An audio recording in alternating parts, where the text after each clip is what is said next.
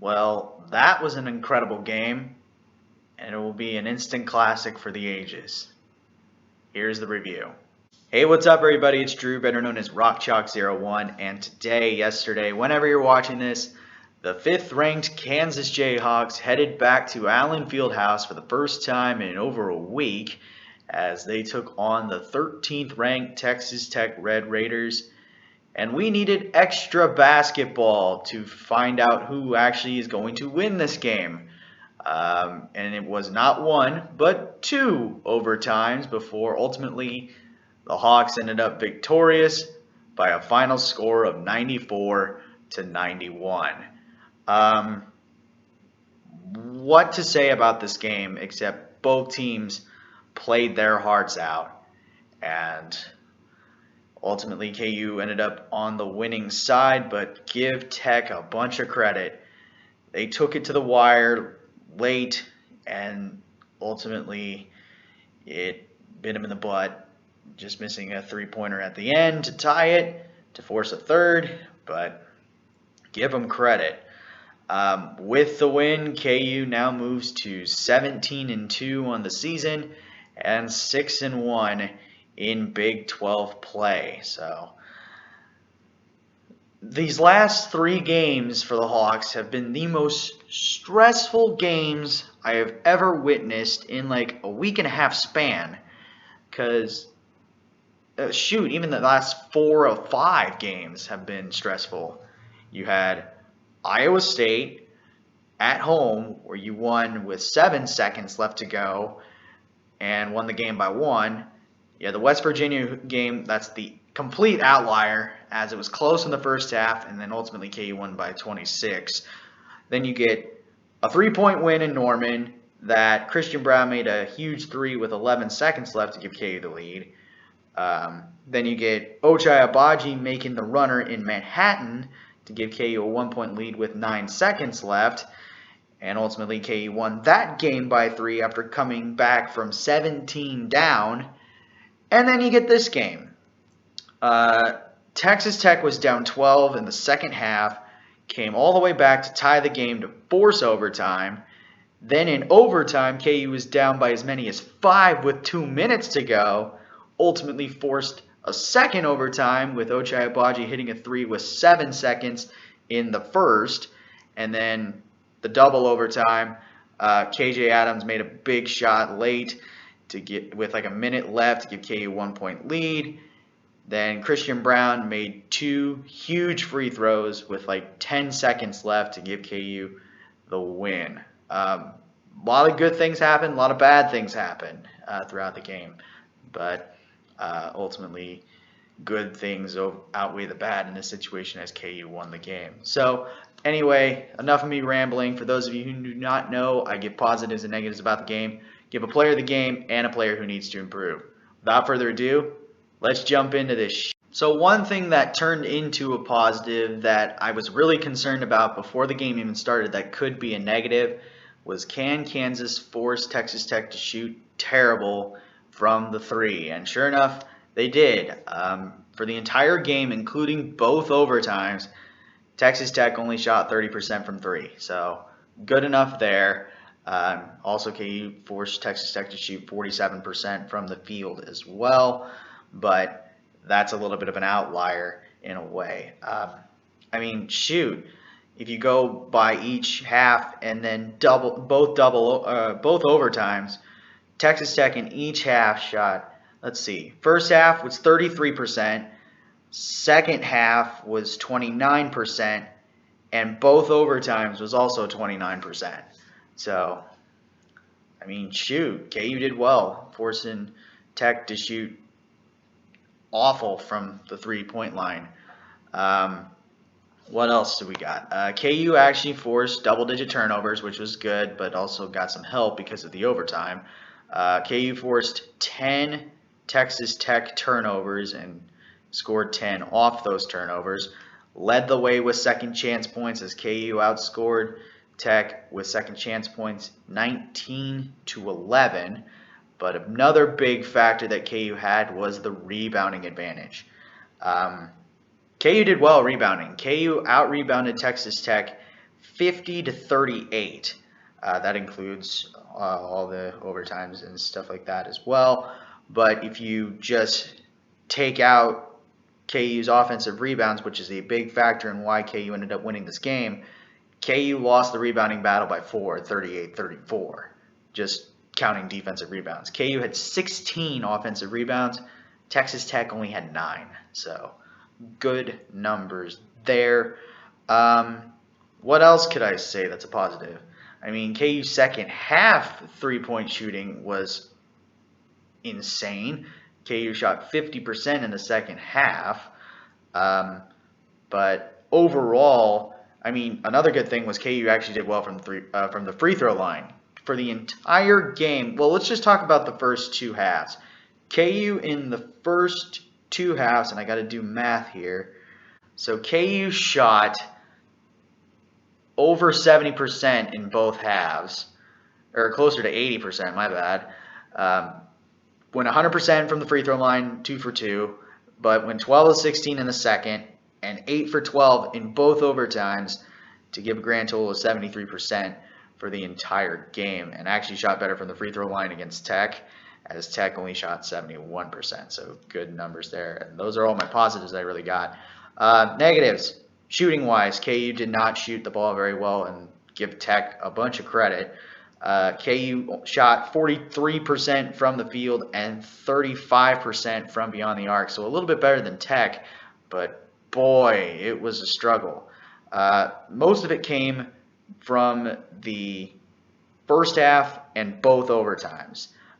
KU in the first half, 4 of 13. That was 31%.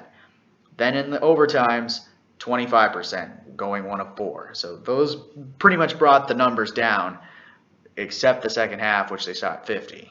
But, you know, got lucky. And also, the double-digit turnovers continued as KU had 13 turnovers in this game, and Texas Tech scored 16 off those turnovers.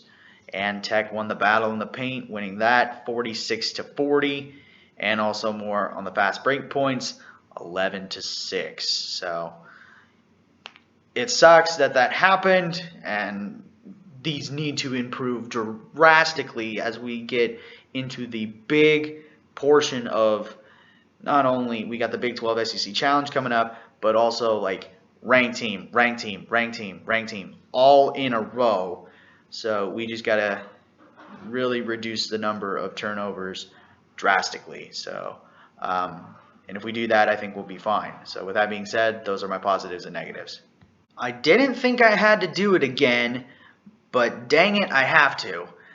Just like Nigel Pack did against K-State, I'm going to give an honorable mention for player of the game to an opposing player. And this one, it's no doubt, it's Bryson Williams. The dude could not miss at all. Williams finished with 33 points, 5 rebounds, 1 assist, and a steal in 40 minutes. That also includes the overtime periods. But wow, the shooting, he only missed 5 shots in total this game. 14 of 19 from the field, 4 of 4 from beyond the arc, and 1 for 1 from the free throw line. So, I don't know what else to say. This dude, we put everybody on him, and he found a way to score. The only guy that I could really think of that gave him a little bit of trouble was KJ Adams. And that was like in the overtime periods because he could not miss. So, honorable mention there going to Bryson Williams of Texas Tech. But also some other mentions for player of the game for the Hawks. Where do I start? I got to start with Jalen Wilson. Although he was 1 point shy of a double-double, he still played great. 9 points, 11 rebounds, 2 assists, and 3 steals in 48 minutes. Wow. That's insane. And he actually did well.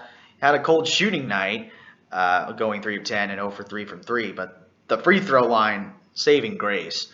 Went 75% from the free throw line. So those numbers are crawling up and increasing every game. And I think he's above 50% from the free throw line now. So who else could I say? I mean, KJ Adams made some incredible plays, and I'm going to give him an honorable mention because he played great down the stretch. And in the biggest game that he's ever been a part of at Kansas. 6 points and 4 rebounds in 16 minutes of play. Didn't play much, but was very key for a KU win. And he actually went perfect from the field, 2 of 2, and went 2 for 3 from the free throw line. So good stuff there from KJ. Also, Christian Brown. What do I got to say? He actually he also had that cold shooting night, but still played great. 15 points, 7 rebounds, 6 assists in 48 minutes of play. The cold shooting night was there, and it showed 4 of 13 from the field, 1 of 6 from 3, but 6 for 7 from the charity stripe. But ultimately, I gotta go with Ochai Agbaji as my player of the game. No doubt about it. New career high for Ochai Agbaji as he finished with 37 points, 7 rebounds, 2 assists, and a block in 46 minutes of play. Played great. The only thing he really struggled at was the free throw line, and I honestly think he was exhausted, and that's why he missed a lot. But missed 10 shots total.